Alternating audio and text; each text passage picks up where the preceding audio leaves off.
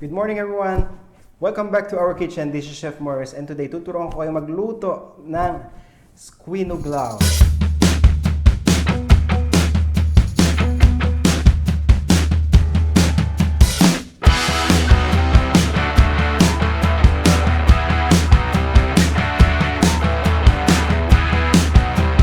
This is my version of Sinuglaw, but instead of using the pork, I'm going to use the squid.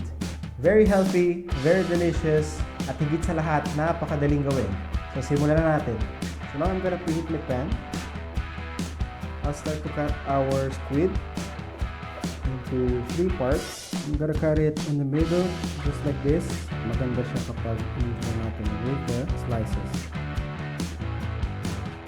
So I'm going to put some seasoning on my squid.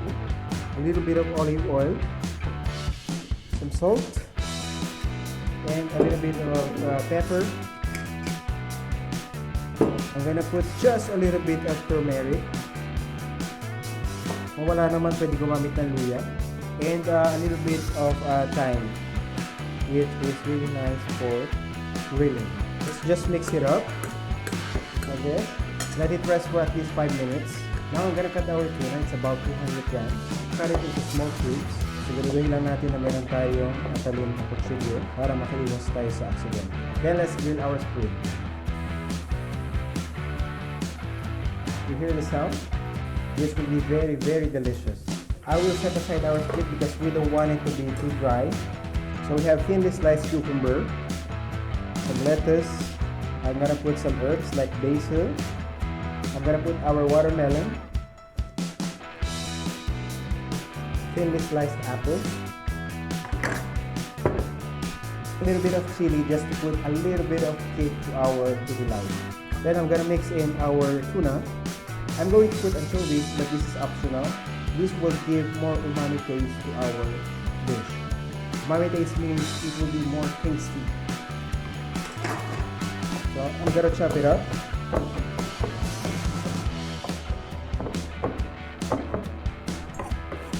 Add it in. Now I'm gonna add some lime zest, lemon or lime juice. I'm gonna add some salt and pepper. At syempre, hindi naman mawawala yung ating coconut milk.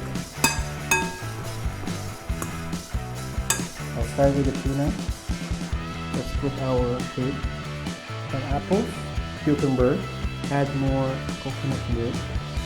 That's it for today. This is our Sinuglaw with a twist. Sana nag-enjoy kayo sa ating recipe for today. Please don't forget to subscribe to my YouTube channel. It's Chef Morris Danzen.